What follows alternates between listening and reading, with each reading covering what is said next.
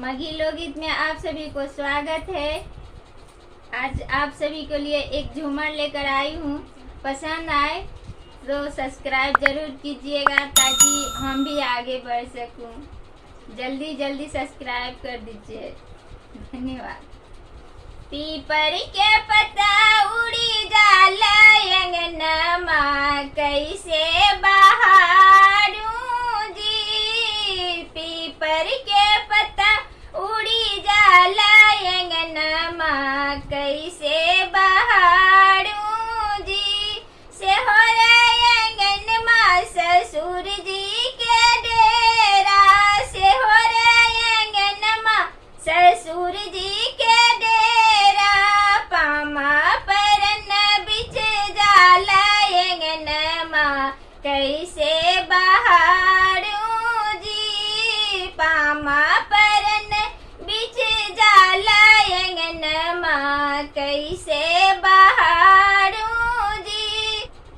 पीपर के पत्ता उड़ी जाला अंगनमा कैसे बहारूं जी। पीपर के पत्ता उड़ी जाला अंगनमा कैसे बहारूं जी।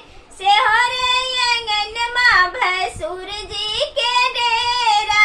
से हो रे अंगनमा भसुर जी के डेरा।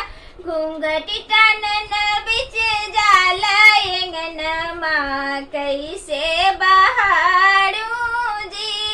घूंघट टानन बिच जाला अंगनमा कैसे बहारूं जी।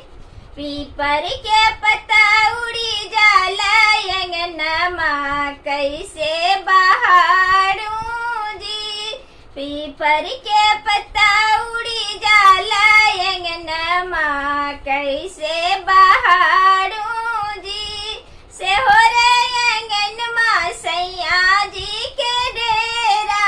से हो रे अंगनमा सैया जी के डेरा। से जिया सोवन बिच जाला अंगनमा कैसे बहारूं जी। से जिया सोवन बिच जाला अंगनमा कैसे बहारूं जी। से जिया सोवन बिच जाला अंगनमा कैसे बहारूं।